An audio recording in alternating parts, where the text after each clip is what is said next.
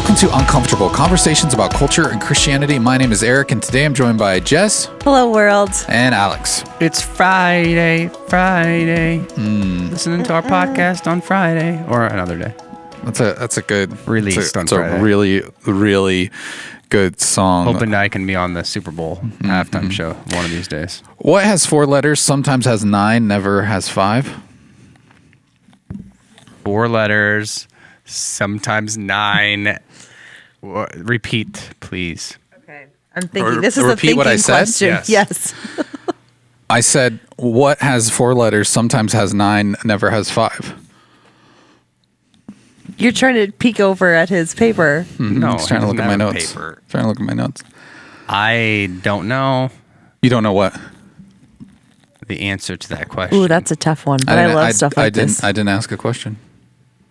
That was a statement. I don't know what you guys are talking about. Oh. What has... You said Oh.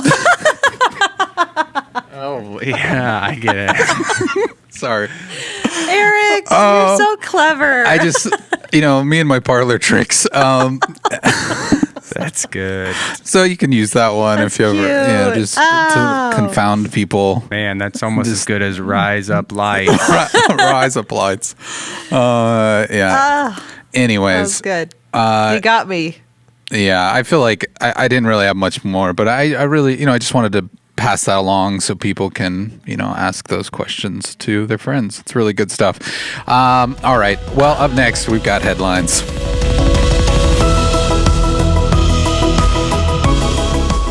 All right, our first headline comes from BBC.com. It says a missing game of Wordle helps end a 17-hour hostage ordeal. Speaking of words, I would like to just call back to the intro segment there. Our video producer, we mentioned every once in a while, Austin. He didn't quite get the joke there, and I figured I better explain it because I don't know if people are maybe struggling through that. And what I was doing there was a statement.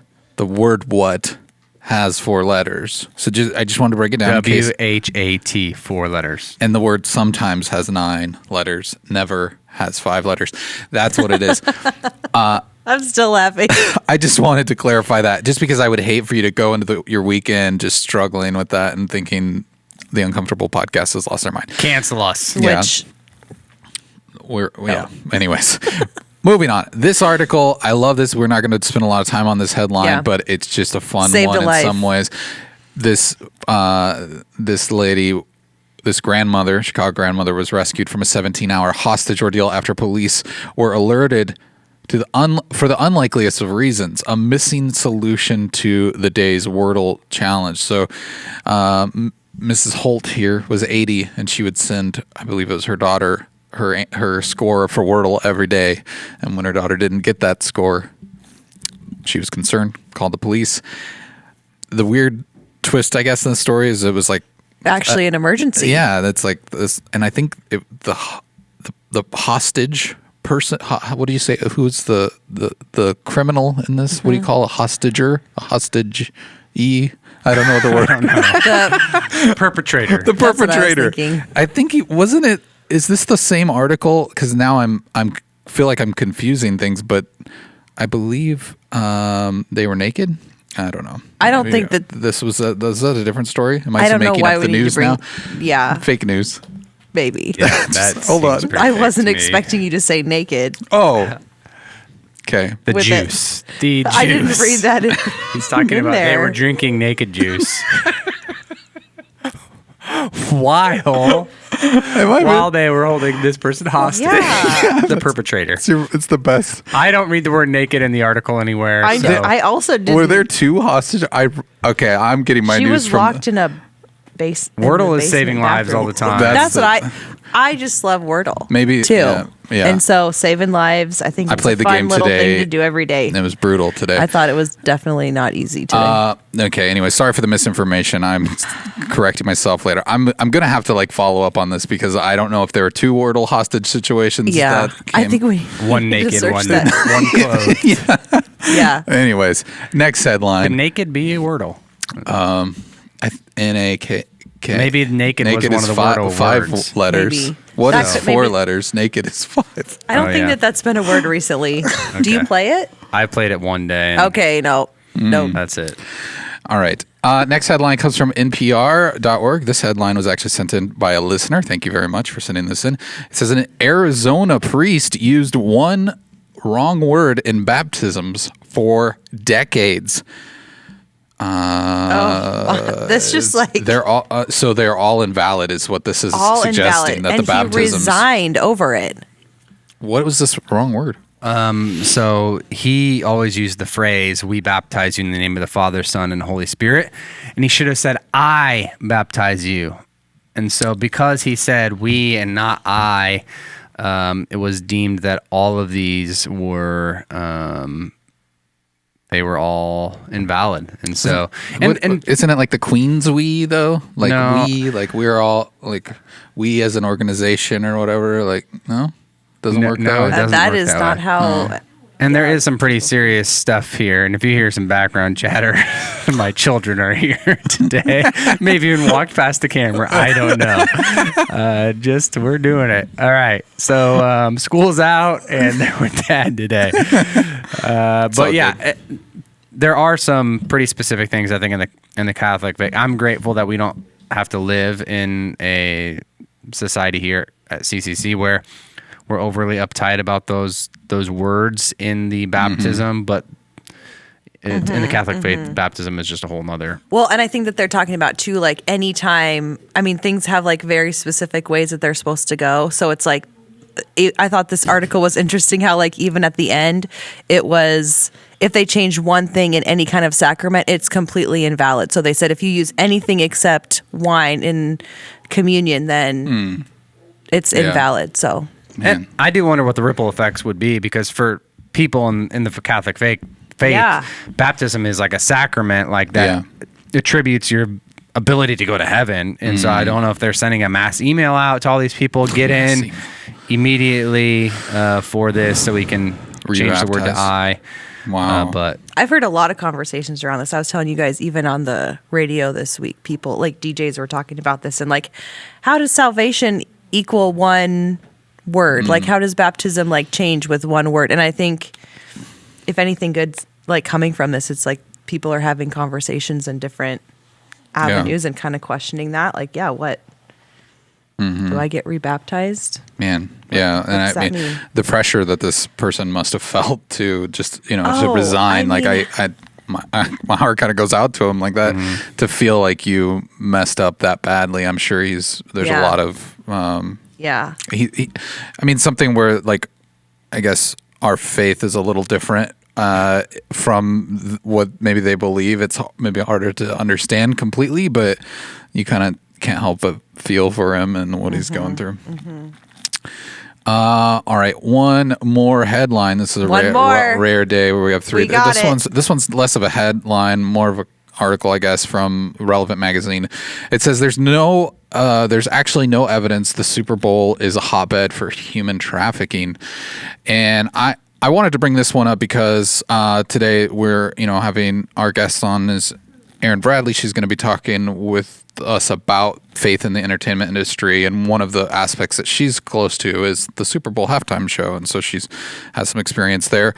But this narrative comes up every year. I see about the Super Bowl is this is where human trafficking happens, and I think that the thing that's interesting about this is that it's one of those things where maybe that narrative is actually kind of hurting the fight against human trafficking, because you can obviously read the article for yourself, but It is interesting. yeah, but the kind of the main crux of this is that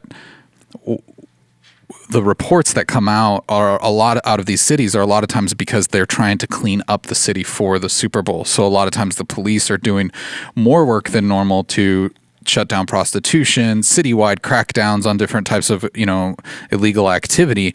And when this happens, then it's kind of anecdotal that people are connecting that to the Super Bowl. And some researchers are suggesting that this is actually more harmful to the fight against sex trafficking, because it's happening so much all the time that if they were to go that extra length to crack down on this any other time of the year, they would also be running into this because that's how prolific it is. So the idea that it only is happening when a Super Bowl comes to their city is actually more hurtful to, what's actually happening. And I think what you're bringing up too is a good point of, right, we only talk about it or think about it maybe in February one time of the year, but just how much of a issue that this is and how, terrible, but then it's only being highlighted or it's only being pinpointed on the Super Bowl where it's like, okay, this is just where it's getting attention. Yeah.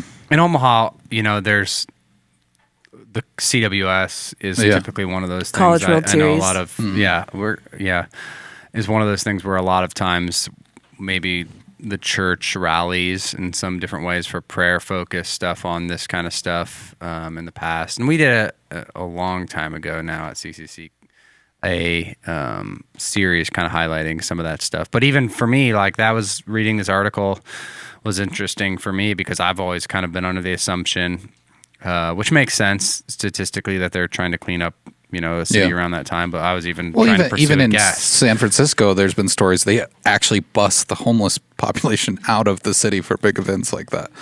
So there's a lot that cities go through to try to represent themselves well during these big events. And I think there are topics that people try to piggyback off of too when there is publicity. I think a lot of organizations that are trying to end human trafficking and doing a lot of that are also using marketing in positive ways probably around where there is chatter about it. And so I don't think it's all terrible that there's a if it's raising attention, right? I think the quote in this article says, "I would argue that sex trafficking occurs all the time, regardless of major sporting events."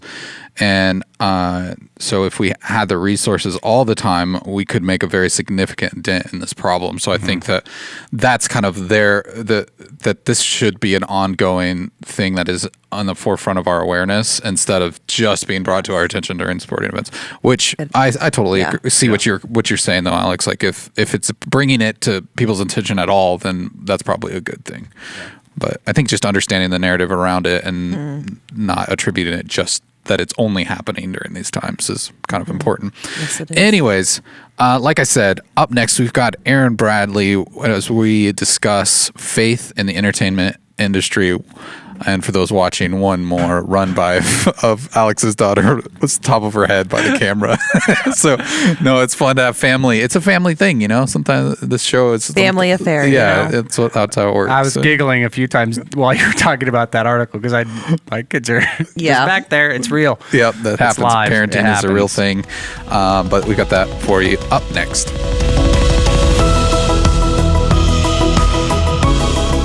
Today we're talking about faith in the entertainment industry, and we have Erin Bradley with us. Thank you so much for joining us. I was talking to you before we started recording. I'm like, we've been doing this podcast a long time. You've been at Christ Community Church for a long time.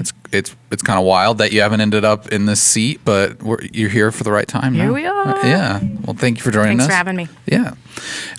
Why don't you, for people who don't know who you are, just give a brief introduction of who Erin Bradley is, maybe a little bit of what you do around here and all that sort of stuff. Okay. Hi, my name is Erin Bradley. I'm the worship leader here, one of them, and on staff for about 5 years. Before that, a long time on the volunteer team worshiping, and maybe 2007 when we started coming here at CCC, which is awesome. And before that, I was in the entertainment industry. I lived in LA for about 10 years, 18 to whenever, after 10 years after that. And then I moved here, met a man from Nebraska who brought me here. And I continued kind of back and forth between stuff, and then I ended up at Midland University as a director of performing arts for a while before feeling God's call to kind of let that go and make space, and then he kind of got me connected here, and it's been awesome. Yeah, that's the short version there. Okay, awesome. One of the cultural touchstones of the year is the Super Bowl. Yep. That happened recently. Yeah. And so if people are wondering maybe what the connection is there, full disclosure, you had to sign an NDA for the work that you did with Sure. the Super Bowl, but maybe explain what you can, like your connection to that and what experiences you've had. Yeah, so part of the entertainment industry, when I say that, I was a performer for a long time. Worked at Disney, and then 9/11 happened. And then my career kind of, everything shut down for opportunities there. And my career kind of took a turn and ended up lucky, or I don't know, blessed, whatever you want to call it, to kind of have the opportunity to join on the behind the scenes stuff of live entertainment. And so Super Bowl, got to do, I think, 10 to 12 of those over the years, which was kind of fun. And a few other live events like Billboard Music Awards, the Emmys, stuff like that. And just some other things like that. And I have had a blast in the past doing that. Blast in the past. And it was awesome, and it was crazy, and a lot of people are interested in that part of my life, funnily enough. But yeah, it was a good time, and I can talk about some of it, and probably can't some of the other things, just like a lot of people can and can't with their careers. Yeah. How long? Tell us about like an NDA. So Eric just Yeah, dropped what does that, that and mean? for those peasants in the crowd like me that have never signed anything I've like only that. called it an NDA before. Yeah, it's a non-disclosure agreement, I think, Yeah. right? And it just means that what I've saw, like they want to protect the creative side, but also the security side, I think, of an event like that, and the inner workings. Even Disney, we were like, keep the magic alive, so there's just certain things you say and you don't. And so I want to really honor my teammates and the people who gave me the opportunity. So I think I can talk broadly, but maybe not like specifics, but no questions off the table. I'll just let you know if I can't say it. Well, I think that's just helpful for people. And I think some people just think, people sign those types of things just because they're hiding bad things or whatever. Yeah. And a lot of it is about like keeping the magic alive for kids or not spoiling all those kind of things like I did about Santa Claus for fifth graders once. And so it totally makes sense, but that's helpful because we don't always know the NDA. So The thanks why. for helping that. And I am curious now that you said Disney, where at Disney did you work, or what part of? I was at Disneyland in California, and I assisted Happy the Dwarf, I'll say it that way, in the show Fantasmic. That was like my inroad. And then after that, I ended up, over years, you have to really like work hard at kind of breaking in and stuff like that. And I was kind of, a singer at the end, and I like landed a really cool, awesome, long-term contract. And literally as we were rehearsing for it, like in the second week, that's when 9/11 happened. And everything just like so many performers lost their gigs. And it was crazy because I was so young, and I got like a severance, and I was like, whoa, this is weird. I'm being paid for like a couple months of not working at all. But then it also is, an interesting time where so many of us in that zone, we were going that way. And then it kind of shifted our focus to the behind the scenes kind of producing and production side of the entertainment industry.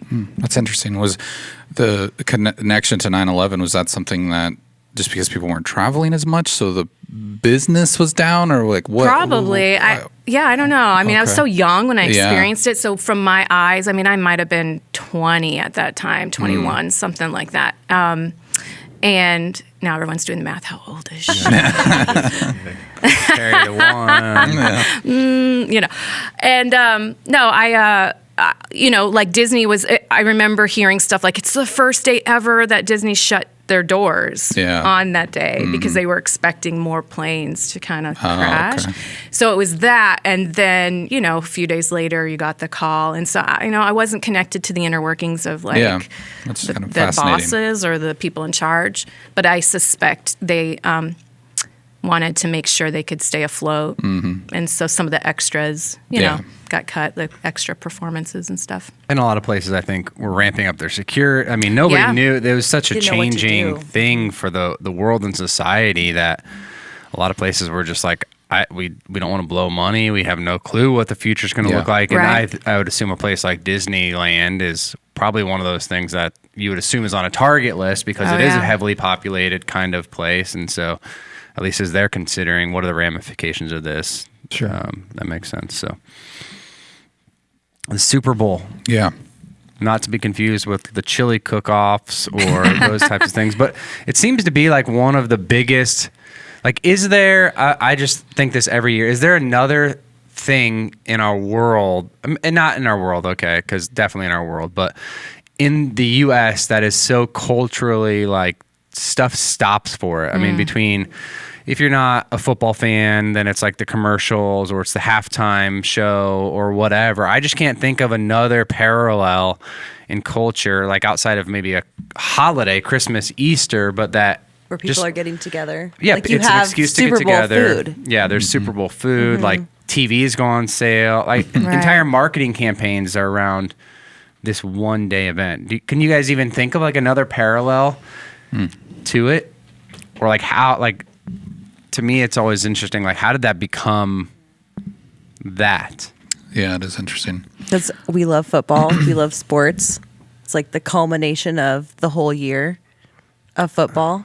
It's possible. I went to, and I always thought the Super Bowl was a big deal, but I went to Costa Rica during the World Cup a few years ago. Oh, yeah. And like it took us, we were probably 10 miles from when we landed, where we landed in the airport to where we needed to go for our trip. And it took us like 6 hours to get there because there was a World Cup game happening that day. And you talk about things shutting down, like everything was shut down. People were in the streets, people were watching it. And it was Costa Rica was actually doing well that year.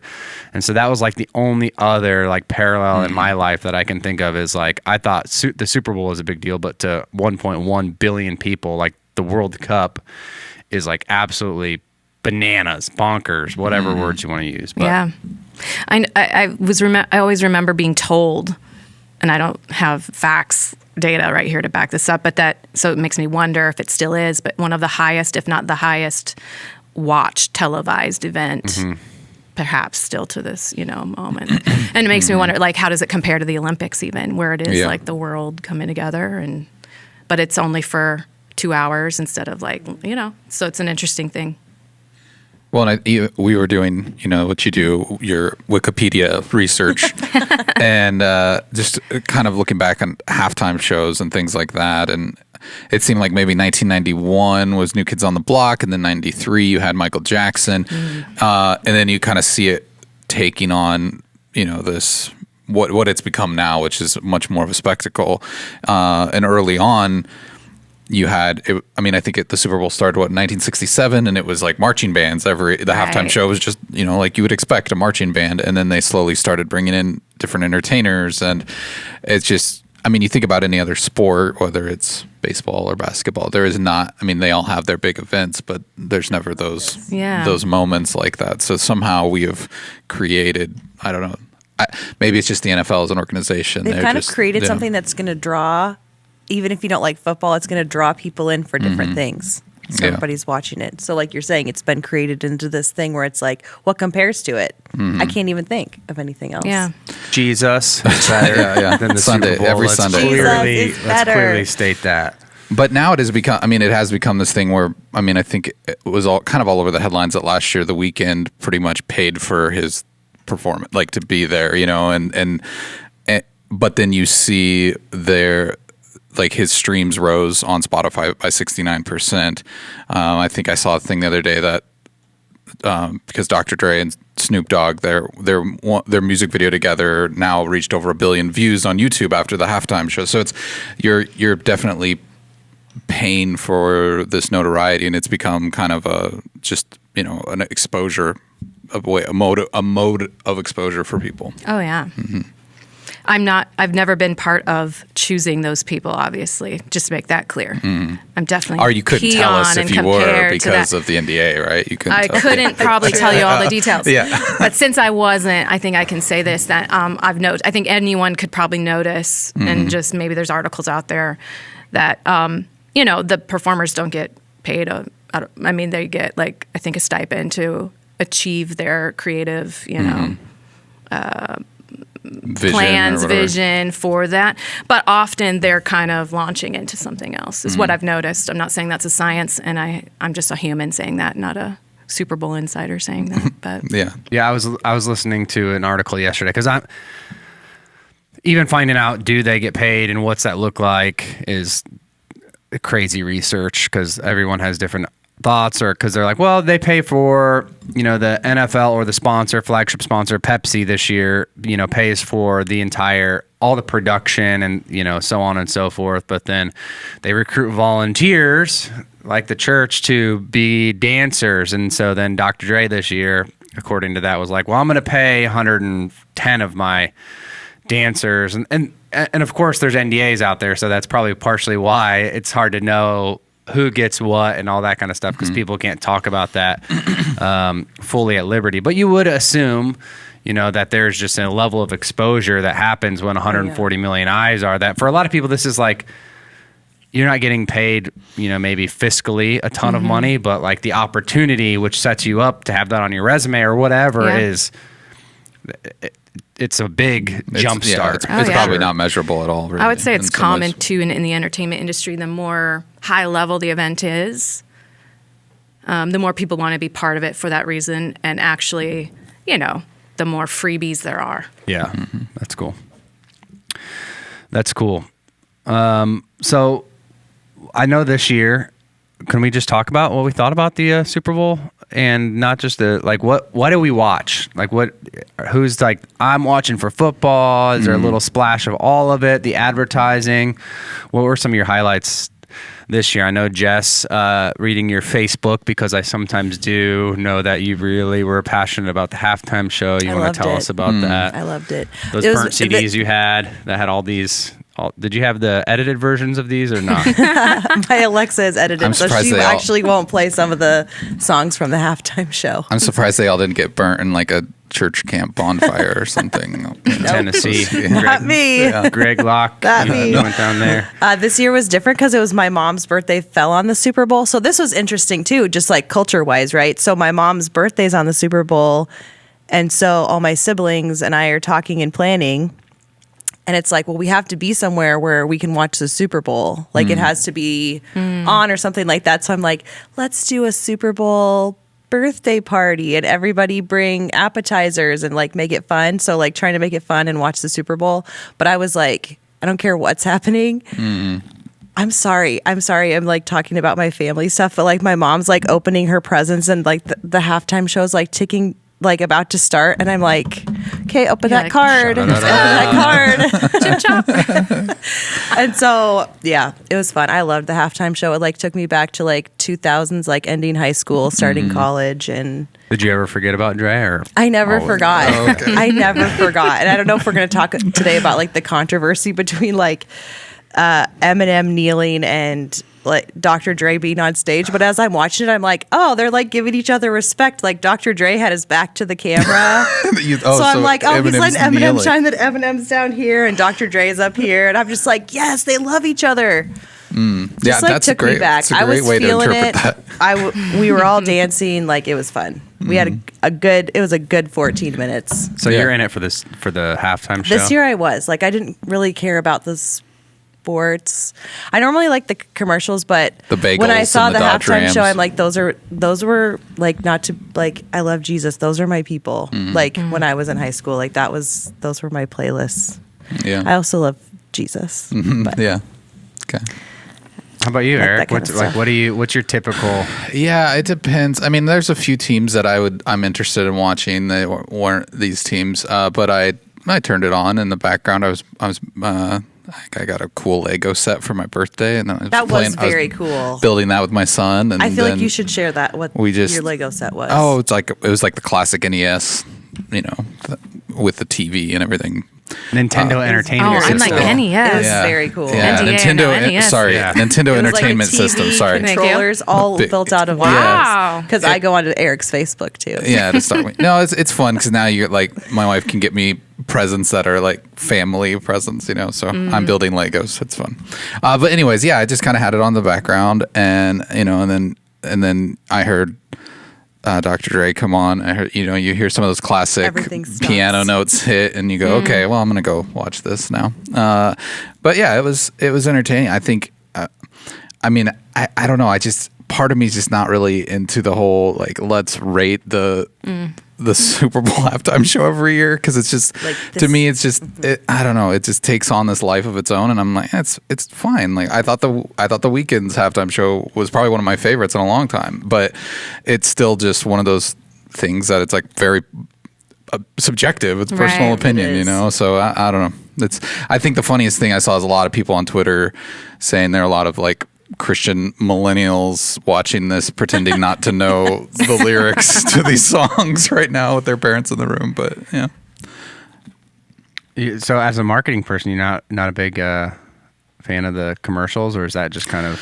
I feel like we're in a weird place right now in our culture with commercials, and this is a whole other probably topic, but it's just there is a lot of like straddling the line of political correctness and also just inclusion and all this stuff, and it's just like then you pile all that into like trying to have the best ad, and then sometimes these ads just feel so homogenized and just kind of sterile that you're like, I don't even know what they're trying to accomplish anymore. But there's a couple standouts, that Coinbase one was fun, the little QR code. But anyways, yeah. How about you, Erin? Since you've been involved in the halftime show, is that kind of like? Yeah, I mean, I'm always paying attention and rooting on my people, because I know just love so many people that are still doing that I just love. So I'm rooting them on from that perspective. One of the things I love too is just the creative. I mean, it's like a blank slate. There's obviously some parameters, like what can you get on a field in 7 minutes and put together or whatever. And, is it outdoor, indoor, lighting, pyro, all that stuff. And so I'm always kind of curious to see what are they going to come up with this time, and so I personally this year I loved the set and the way they shot. I wasn't there this year, so I can talk about this as a human, but I loved just the way that they shot the show this year. It was definitely different than I had seen in the past. And I loved the storytelling that I know as a person with my experiences, I didn't even catch it all. I know that to be true, But maybe I was able to say, oh, that looks like a map. Oh, I wonder if it's Compton. And then later on, you see the shot of the movie theater marquee, way later. I'm like, oh, cool, But other people would have known that, right away, depending on their level of experience of different things, And so I knew that a lot of it was going over my head, but I also could sense that there was deep meaning in every choice that every artist chose. But I really loved the white I just loved the creativity of the way they shot it. And I come from a family, my dad loves sports. So we make a party out of every single sporting event. And luckily I like sports enough. My husband likes sports. He even did a little bracket thing, and I chose the Bengals to win this year, and I was the only one, and they didn't. But so I was kind of invested this year in a different way because of that. But yeah, it's a fun time. I like that it's in January after Christmas, which is my favorite of all time. And then you're like, now what? What's to look forward to? So I wonder if that's also why everyone rallies around it. It's like winter time, and it's like kind of in the zone where people are looking for something, I think, to gather around. For sure. I've recently become more excited about prop betting. Not for any money, okay? I'm not betting anything on the line. But there's basically betting. What is basically that? every year you can get just a printable thing that has over under on how prop betting. Okay, I thought you meant prop betting. costume and props. Yeah, that's what it sounded Yeah, like. that's what I was thinking too. Sorry. I don't know that Okay, So you dress up for the I Super dress Bowl. up Okay. in my bedding. And, it's really fun. No, but they have Toga all of party. these different things that you can just guess. And I guess for my kids, they're not really as interested in the sport. So it kind of gives my 9-year-old son something to be interested about. So it's over under time on the national anthem. And it's based on averages. Yeah. Who's going to score first? What color's the Gatorade going to be? Is it an odd number or even number that scores first? So it's kind of all these random, I think a list of 22 random things that happen throughout the Super Bowl. So you can kind of keep score, and we always have a few people over this year. My wife, my 9-year-old son, and then another one of my friend's wives all just demolished like all the men, that are more interested in like the actual sporting event and would know better. And I feel like it's kind of like brackets, the more that you're invested into it and you think it should go one way, it just goes the opposite. Oh, for sure. And so, but it raises up the level of like competition even there and interest in the game. Investment. Yeah, for sure. So I've kind of been interested in that the last few years, which is fun. So Yeah. Makes it family friendly. Not making money on this. This is not gambling. Not actual None betting. of this. No. Okay. Don't. You're clarifying. Good clarification. Thank That's you. good. Thank I saw you. Cash App was giving away money on Twitter. If Mary J. Blige wears boots, you're going to get money. Or if Eminem has a hoodie Whoa. on, we'll give away money. And so kind of obvious things. But yeah. Anyways, that's the Super Bowl. That's how everyone watches. So I guess just for people who are listening and are curious, what aspect of the halftime show would you have even been involved in? And is it planning? Is it performing? What part of that can you share with us? Yeah, definitely the halftime show, but not the talent people mostly. So everybody else on the field. You were part of Helping them. Okay. That's what I'll say. Organizing Organizing, helping. I guess I'll share my, casting, Okay. taking care of people. Yeah. Because there's a lot. I mean, it's a lot more than just the performers. There's the dancers and choreographers. Yeah, all some that years sort of there's thing. lots of marching bands and cool technology that the lighting up wristbands and all that sort of stuff. Okay. stuff like that, interfacing, getting them where they need to go. I mean, it's a big operation. Can't imagine. And it's like crunch time. Oh yeah, it's pretty crazy. I mean, the excellence of the people around you at an event like that, and I imagine there's other things like that. Like again, the Olympics are happening right now, so I often kind of think about the parallel. The stakes are high, but then you're also like, but are they? But yes, there's pressure on. It's live television, So there's a lot of preparation, a lot of thought, and it's a lot of people who are like high in their fields who come together. Yeah. So it's pretty cool in that way, and it's interesting. Yeah. It's interesting to be around so many high-level people doing their thing. One thing I've always wondered, and I don't know if you can answer this, just about the prep for the halftime show is I'm assuming you don't get a lot of time to rehearse. I mean, it's not like you're in like 24 hours before and you can go through it 18 times. I mean, it seems like, okay, high level of excellence. We need to know what we're doing and then do it. Yeah, they find ways to rehearse on and off site. It's funny. I mean, we're like, okay, you guys are this, you guys are that, and it's crossover with everything else that's going on there, not just the halftime show, So, but it's a huge operation for sure.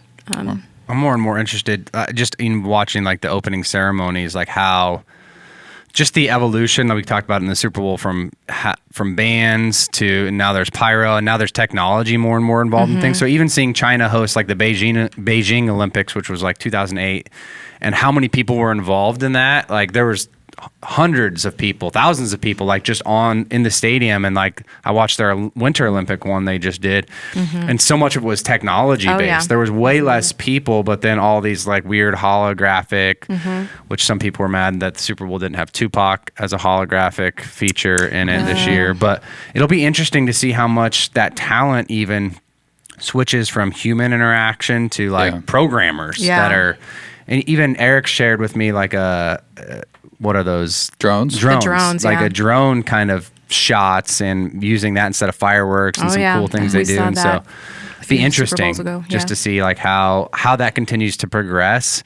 And it seems like the Super Bowl is one of the things that's the leading edge of how they're going to keep pushing those boundaries in the next way. Yeah. Agree. Especially, and I think COVID kind of maybe even gave everyone a huge reason to even more quickly look at that. That's what I saw for the opening ceremonies this year. But it seems like less opportunity for people, that are maybe the hands and feet of the entertainment industry. That would be a dancer or whatever. That if you go from 1,000 to all of a sudden we only need 150, but the other opportunities maybe in the technology or programming. Yeah, side, I guess this is such a weird moment. Like, we talked about 9/11. That was a weird moment. And I think we're also in a weird moment now that things have shifted. And so I guess we'll see. We'll see if we grow tired of that and we want humans in our faces again in a couple years, or instead of robots. Yeah, I don't know.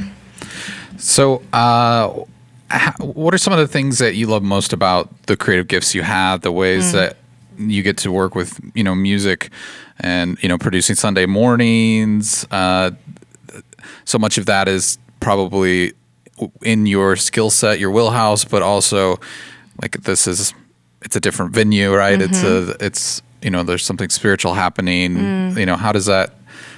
What do you love about that? How does that all mesh together? Yeah. I am a person, I've learned that, I sometimes get them confused, but, Pastor Wendell often talks about left brain, right brain, and the right brain is the creative side. I'm pretty sure that's what I remember. And I've learned through the years that I actually really I live in that side a lot in my world. Early on in my career, I was with people who lived there all the way. And so I thought I was so put together and thoughtful and like process. But I come here and I realize, nope, I'm actually quite right brain compared to a lot of people that I just wasn't around earlier on in my life. And I've had to learn to love it at times, and I've had to learn to get through it at times too, there's just so I love that it represents God's expansive possibility, his sovereign, we can't even know. And so his ways are higher than ours, his thoughts are higher. And that I feel like it can really be represented by that creative side of himself, which is put in our, we are made in his image, and some of us lean that way and maybe reflect that side. And I've also learned to really love and appreciate and respect the left brain side of people. And I maybe see more of those now when I'm not fully surrounded in the entertainment industry all the time. And so I think that there's a beauty to it. I'm not going to say there's a superiority to it. You know what I mean? I just think it's like part of the whole. And so I love it. I love being able to express that side, but I also I've come to love working closely with others who think differently than me, because I think the pair together really does strengthen. You can have a million ideas, but if you don't have somebody being able to really think through how do we do this and why and what's the best, the ideas could just go on for forever and ever and ever with no reason, no purpose, no boundaries. Is there a tension sometimes with, okay, we're not really here to entertain necessarily, but we're leading others into a place of worship? Like, is there a lot of tension in that sometimes? Yes, I've observed a lot of other people to have a lot more tension with that than I think I experience, which then maybe causes me to be like, wait, why am I'm feeling tense about the fact that they're feeling tense about, you know what I mean? To be honest, my brain just feels comforted by possibility and potential, I think. And that's just who I am. That's how I feel that I've believed God made me to be. And so I've had to learn how to open my heart and my eyes and my ears towards those who need to hear things with more structure. Yeah. And so the tension, I think the one thing I did have to as a person though, and I do maybe see this playing out in people who are used to being in front of others, whether it's entertainment or whether it's a pastor, to be honest, or whether, we are used to feedback and we are used to determining if we're doing the right thing by a clap, by a positive response. And there are sometimes I've had to learn, especially in the last few years, sometimes that can give you a false sense that you are going the right way. Yeah. And then sometimes listening to the peanut gallery of the critiques can cause you to stop going the right way if you pay too close attention to that instead. But I kind of wonder if that's actually more of a thing that could apply to all of life. But when I'm looking really just at worship leading, musical worship leading, and if you think about where our church is too, with this transition of we used to worship in separate ways towards our preferences, that's how I'm going to say it, and we're coming together, man, we're really in a season, we'll say that word again, that season where we're all having to not pay the most attention to the applause or the critiques as the loudest voice, and we really have to search deep and find that spirit-led Yeah. leading or servantship, whatever. Right. And it's so yeah, I would say I had to learn that a long time, and I'm relearning it again because of where we're at. What are some ways that you've learned to do that? Because I think that something that you model really well is being able to I think you can bring both sides together. I've seen you a lot in meetings and just things that you do here where it's like you can bring both sides together of like, I hear your side, I validate you, and I validate you. And I know that that's a process. I know that that kind of starts like with inner workings of like things that God's done in your life. So how do we do that? How do we do it better? Yeah, I've been really dwelling upon that question for the last 5-6 years, I think. I have no answers. Just kidding. I think that's where we start. Honestly, that's where I think we start. I have no answers. Yeah. And I used to be a person that had a lot of opinions and a lot of answers really quick, I think. And I still catch myself doing that. But I really feel like I've been lucky in a way. I don't know. Like maybe you were born for such a time as this, right, Esther? I do feel like there's people out there, and I don't think I'm the only one at this table who has this gift, in my opinion. I think all of you do too. But for whatever reason, God has given me some great experiences, some hard experiences, some stuff. I'll share this. My parents are used to me saying this, but like I grew up, one of my parents was a Democrat. One of my parents was a Republican. And I never grew up in this idea that you had to be one or the other to love God. That's foreign to me, not to turn this to a political chat, but, so I really grew up in a culture and a family, and I didn't grow up in a traditional, I don't even know what the terms are, but I didn't grow up in the same type of church culture either. I was part of a Lutheran church, more liturgical. So I was new to that concept. And then, I don't know. So I think God has given me some experiences in some safe haven places where I don't have to assign a label to everything or to myself. And I think that has given me some good soil to explore and to hopefully grow this concept that I have now been learning even more deeply. And I, our emails you had mentioned, Pastor Myron really did help me understand. I, worked with him a little bit the last couple of years and just learned from him. And this idea of you listen to understand. And that helped put words to something that maybe was always part of my past. I don't know. And now I'm just really trying to practice that. And so, but I will say, it's not easy. I have a lot of friends in the entertainment industry where I came from in LA, people in church who just do it differently than we do here in the Midwest, And some of them have told me, Erin, you're the most conservative person I know. And then here, some of my closest friends have told me, Erin, you're the most liberal person I know.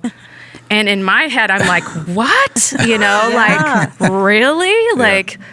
And I had to go through, I feel so lonely in that a little bit, to be honest. But then also I'm like, that makes me sad because if you knew you and you knew, you would love each other if you were not holding on to these labels as your primary way of knowing who that other human was, you would love each other. I don't know. Yeah. So I think listening to understand and pausing and not being obsessed with having the answer, which is hard, I think, as Christians because there is truth. But do I know all the truth? Is that accurate? I don't think so. That's how I don't feel that anyway. I don't feel like I know everything. Yeah, I know for me, what sexuality and human sexuality and all those things is really something that I've been close to because of just the proximity of people in my life. And there is just something that's different.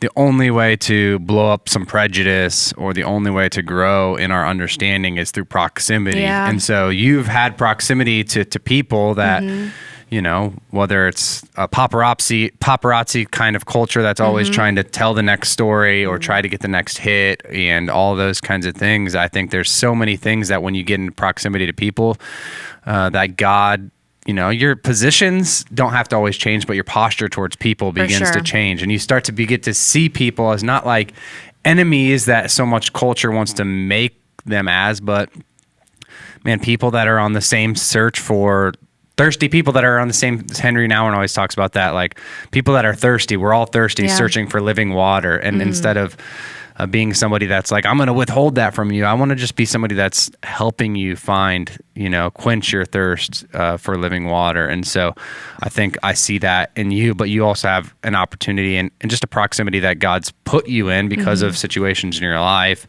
where you're able to start to see people like that. But sometimes it is lonely when you're like, man, I have seen and I know people in this different proximity that others don't. And how do I start to convince them that these aren't all evil people or that God's working in their lives because they're only able to see this one sliver of, lifestyle or choices that that just, instead of making us love and understand that these are people created in God's image, we just automatically start to make them enemies. And so, that's an admirable thing, but it is always hard to live in the tension of like people that just never will get to live in that proximity to those kinds of situations and people. And how do I start to create in those people a compassion and an empathy for people they'll never meet? And so I feel that tension a lot. Yeah. I think proximity, that was one of my main things I've been thinking of. I think you're totally right about that. And then I would maybe add, if we don't have proximity, there is like a lot of scripture that, believe me, don't test anything I say about scripture. I don't claim to be a teacher or any of that, but like there's a lot of scripture that has led me to pause and to say, like, patience, talk less, gentleness, self-control. So if you don't have proximity to these people, it's, and I think there's this false proximity, and we've talked about this so much in the last couple of years, but with social media and media in general, we develop this false proximity where we think we know something, but really it's the echo chamber. And we talk about that so much, but I really do think that's an opportunity for us. If you have proximity, then man, we need to like be bold and courage to continue to like not give up our gift of the proximity of the people that we have access to that others don't, to represent both, because you shared the side of like how Christians maybe misunderstand or miss parts of the puzzle when we're looking at non-Christians. And I think it goes the other way too. Non-Christians will only ever experience what they see online and in the media if they don't have more proximity to those of us who are willing to love them, That's good. Are there other misconceptions that you could, any specifics that you think you've noticed between even Christians maybe in the entertainment industry versus non-Christians in the entertainment industry, kind of a thing? Are there stereotypes or things like that? I think you said this earlier, but it just is so. Perspective is like, my perspective is one sliver, honestly. Other people, even in our church, who have experience in the entertainment industry would sit in my chair and share a whole different opinion and view. And so I think from what I experienced, which has been a few years ago, but the stuff I experienced with the eyes and heart that I have is a lot more hopeful than I would say I hear people talk about Hollywood and LA. I can't believe, California, there's a lot of like, it feels to me like we're writing it off. There's no hope. When really, if I can share this quick story, it was on my first gig on my way to San Diego, my first Super Bowl. I think it was 2003. I actually looked that up. And that was the day that I recommitted my life to Christ in my car on the way. And I had a lot of people to tell about it in the entertainment industry when I got there, and they celebrated with me. And it was people in the entertainment industry that helped gently love me through some times where I wasn't necessarily living my life fully for Christ. That kind of gently invited me, and I don't know. So I don't think it's as cut and dry doom and gloom Now, obviously, we all see the stuff that's hard. We see it, that I'm not trying to like paint it with rosy colored glasses. Is that the term? Rose colored rosy colored glasses. It's all the same. We see the stuff that we see. And so I'm not trying to say there's none of that. But I also, man, if you look at the people within it, probably in any industry, my husband works in the automotive industry. Car sales, right? We all know what we all think of car salesmen, but like there's good people, not good, bad. That's not the word I want to use. There are people who are loved by God everywhere, no matter where they are in their journey, in my opinion. And there are people who love God in a lot of industries. And I think we're trying to like lump them in good or bad, evil or, righteous. I don't know. That seems to be a point of contention. Sorry, Eric. Yeah. No, you're good. But that I think a lot of even entertainers or Christian, quote unquote Christian rappers, I think are one of the people leading the way in this that are like, man, I'm just trying to get out of that Christian narrative or that Christian bubble, and I just want to be an entertainer. And Christ informs who I am and informs my character, but if we continue to create these subcultures, how is salt and light supposed to spread out into other entertainment worlds? How am I supposed to, like, if I'm never at that award show, like, non-Christians probably aren't going to come to the Dove Award show. It just, and so like people like Lecrae and Andy Mineo and people like that are just, and I think there's some Christians are like, you're not Christian anymore. You're so woke is such a fun word to use these days, but, and I think these guys and gals are honestly striving to break away from this subculture that we've created that puts them in a tidy little box. Sure.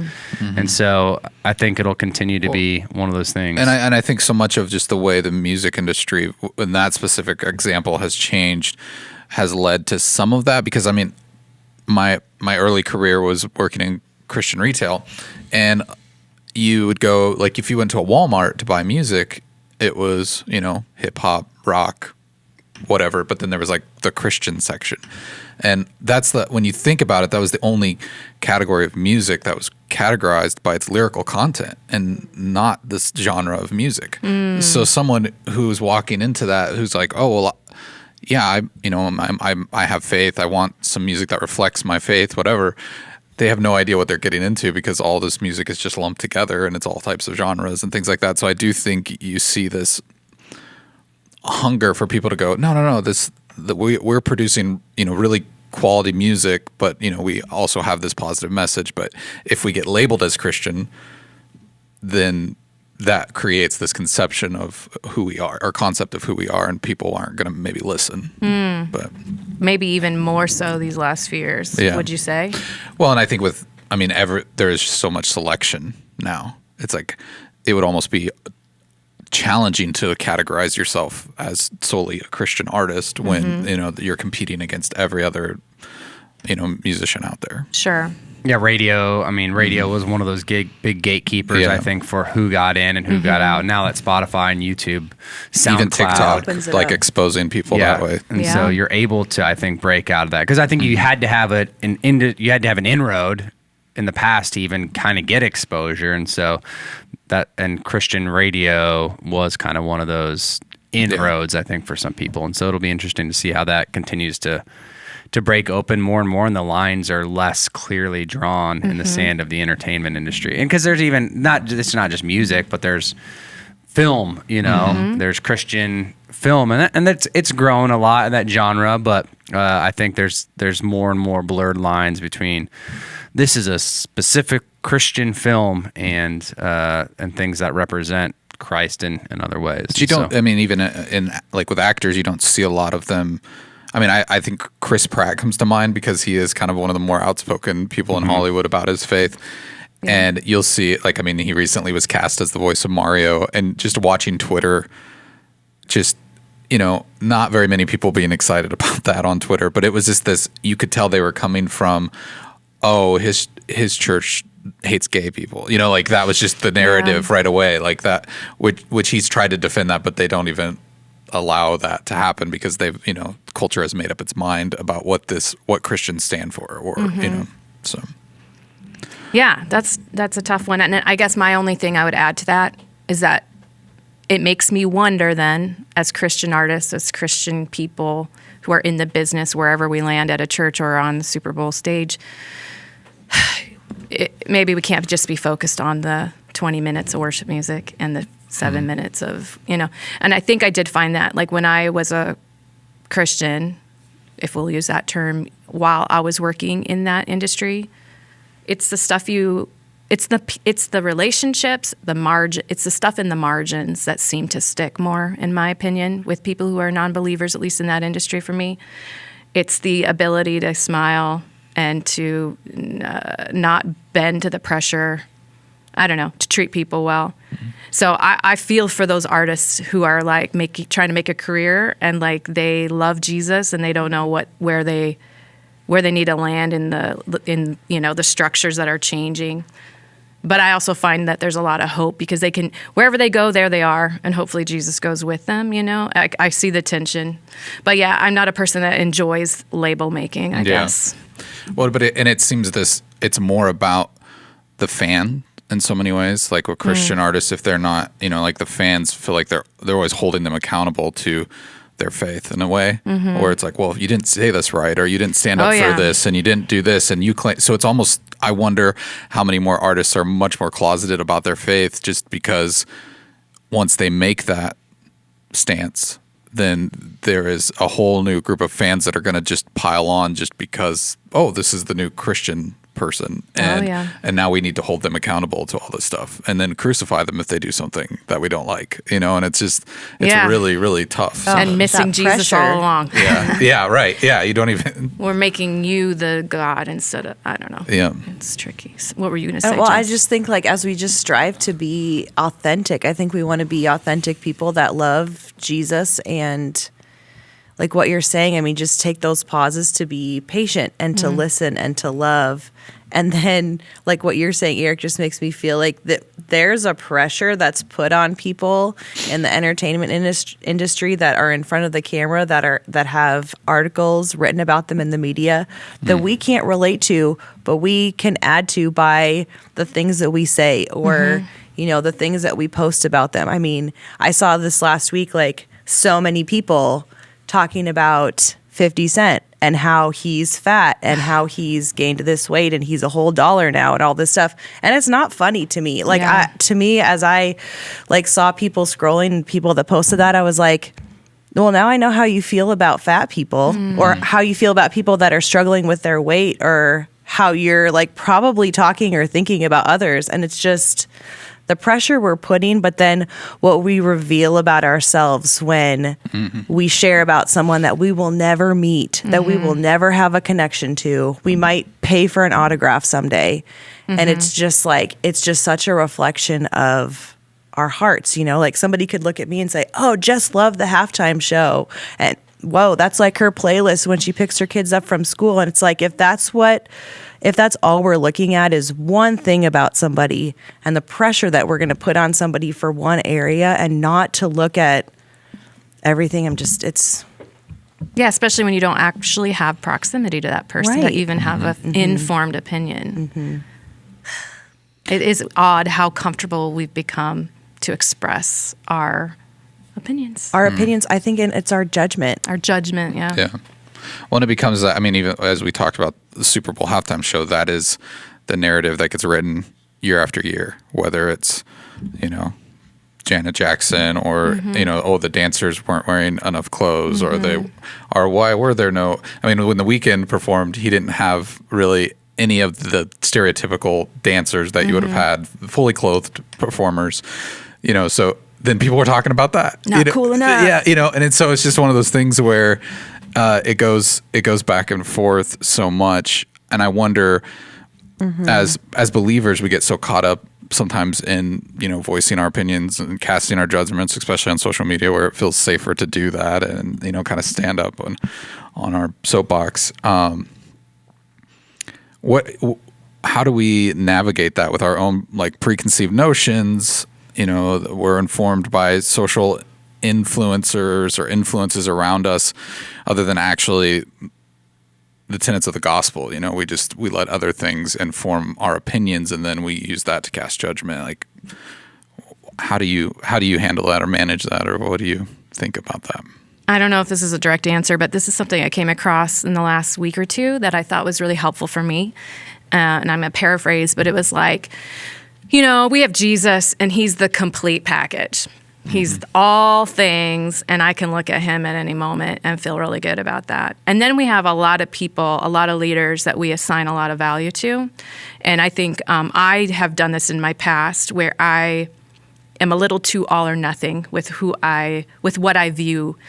And sometimes I do this when I'm more judgmental, and I confess this towards Christians and leadership when they are being less loving. And then I have to check myself because I can get real.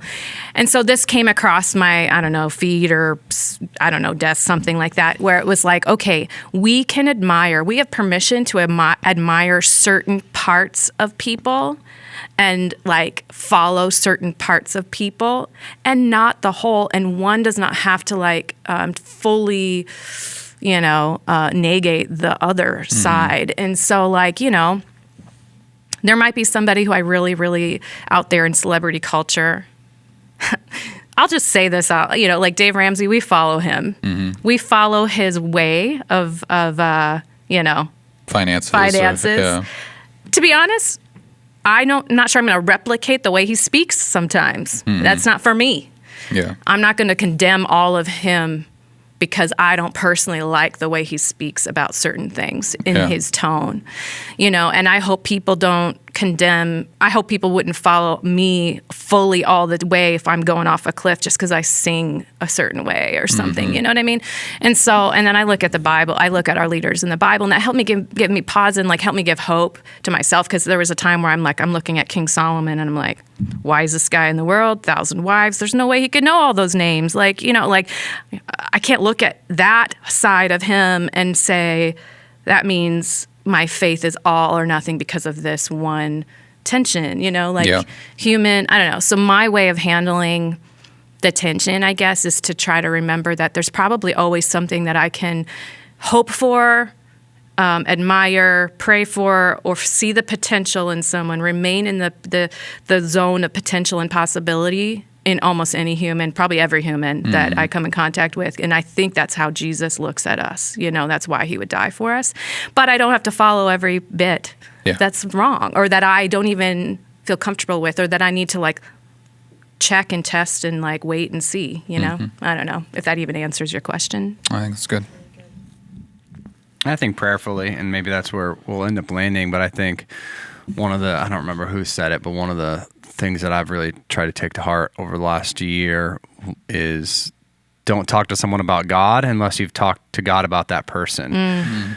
Because I think a lot of times we want to go out on a platform and a soapbox and talk to people about God because it's our duty. There's a great commission of go and tell the world about Jesus. But oftentimes, if I'm just loaded with that ammunition that this lost, broken, whatever person needs to know about Jesus, my heart is not postured in the right place. But if I begin to go talk to God about that person first, and I realize, man, it's not my words, it's the Spirit that actually is going to do the convincing, and then my heart all of a sudden maybe is softened towards that person. Always, I don't want to speak in 100% terms, but almost always is that conversation more fruitful when I've actually talked to God about that person rather than just going to talk to that person about God. And so, do you find it looks different too? That's for me. Oh yeah. My initial response is somewhere, and then in time. Yeah. Sometimes I don't even have to say anything anymore. For sure. And so that's a thought I had. So how do we pray? Just from your knowledge and your runarounds with people, how do we begin to, what are some practical ways we can pray and support people that are in this industry, in the entertainment industry, maybe that have more shiny lights and pressures that are just different than the, average Midwesterner that we are. Well, and I think and to even add to that, it's when you see the celebrity conversion thing, even early on when Kanye West was out there and going, hey, I'm a believer now. And he releases a gospel album, whatever. You saw so many people that's almost shocking to Christians to go, oh, these people are looking into Jesus now, and they never even really had a concept of who he was, or maybe they just had this very surface level understanding of the Bible or whatever. And these people are actually reading scripture now, and it's like, okay, yeah, you're going to hold this person to some new standard because of their statement of faith, but also that I think a lot of times as Christians, like the heart of it is we're going, oh, more people are going to know his name now. And I think that's that's where that excitement comes from, the authentic excitement, and then all that other baggage tends to form around it. But I mean, as someone, people in this industry, I think I'm just piggybacking on what Alex is saying, but how do we really pray for them and not get caught up in that whirlwind of judgment? And because you can also I think there's people rooting for Kanye in that, and then there's people, I don't want to say they were rooting against it, but it was a shock, right? I think our need to be right has to take a long second seat. Or our desire to be right has to just take a long second seat to the stuff that God calls us to. And so this will be my answer to this question. I will say this. I think people in high level pressure, excellent, industries and cultures that demand excellence, I did not learn the beauty and the life-giving result of grace and mercy maybe until I got to this side of my career. You know what I'm saying? For myself. I think there were times where I offered it to others, but I think that people in high-level positions, and I would say in high-stress positions, which is not just in the entertainment industry, right? Like that's athletes, that's pastors, in my opinion. That's, CEOs and whatever. Like we have gotten used to this culture of like, I'm either, I'm in or out. It's either I succeed or I'm kicked out. Like my value is only attached to getting this done the right way and doing it the right way. And then I think a lot of times it's, you fail because everyone does. And it's in those moments that if they receive mercy and grace that is not attached to what they've done, there is power in that.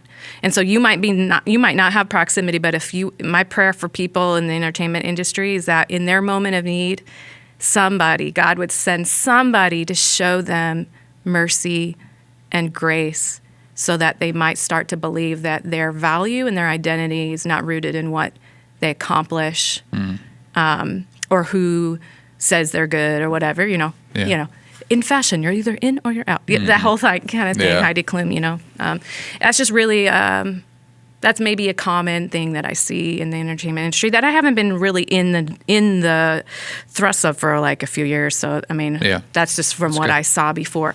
But I will say that, you guys asked me to do this, a day or two ago, and then this was like my devotion that I opened up. And so I think this kind of really also plays into it. And it's Romans 12, 9 through 21. Love must be sincere. Hate what is evil. Cling to what is good. And I circled that because it doesn't say hate who is evil. And I haven't done the inductive Bible studies portion to really like look at this, but I'm going to, because I think that we can get confused by that. Yes, there's what is evil? If I made that list, I'd really have to pause and really think, what is my list that is evil? And that like marries with what God says, because he's also all about later on. It's like, honor one another above yourselves, never be lacking in zeal, but keep your spiritual fervor serving the Lord, be joyful in hope, patient in affliction, faithful in prayer, share with the Lord's people who are in need. And I really have to look at that. But then later, bless those who persecute you, bless and do not curse. Focus on that. Bless those who persecute you. I mean, some people feel persecuted or attacked when they see women who are, not dressed appropriately in their mind. It's not just I don't like that. It feels like an attack. I get that. Or it feels rough for some reason, so I guess the word says, bless those who persecute you. I know in this format, it's a whole different type of persecution, but sometimes we feel persecuted. Rejoice with those who rejoice. Do not repay I'm totally paraphrasing, do not repay anyone evil for evil. Be careful to do what is right in the eyes of everyone. Whew, that's tough. If it is possible, as far as it depends on you, live at peace with everyone. If your enemy is hungry, feed him. If he is thirsty, give him something to drink. In doing this, you will heap burning coals on his head. That one I have to look into. But I guess what I say, our job is clear. What we're supposed to do is to not condemn and not, I don't know. That's when so I kind of live, there's so much. This is actually done by Candace Cameron Bure. She's in the entertainment industry. I just picked this up once. I was curious, but that's kind of where I live in the tension. It's not all good. I can't follow it all, but I can't hate them. That's not following Jesus at all. Yeah. That is a tension thing, but yeah, it's really good. Powerful stuff. Well, thank you, Erin, for your time. I mean, this is, again, we always kind of hope that this is potentially a way for people to gain proximity where they can't, or maybe they're just not, they're bound by, physical restraints or whatever, but, we can enter in through their headphones or something like that and hopefully build empathy that way. But thanks for your time. Thanks for joining us. We really appreciate it. If you have any questions, all of you out there listening, if you have any questions or concerns, you can reach out to us on social media at CCC Omaha, or you can send us an email to podcast@cccomaha.org. Until next time, we'll talk to you then.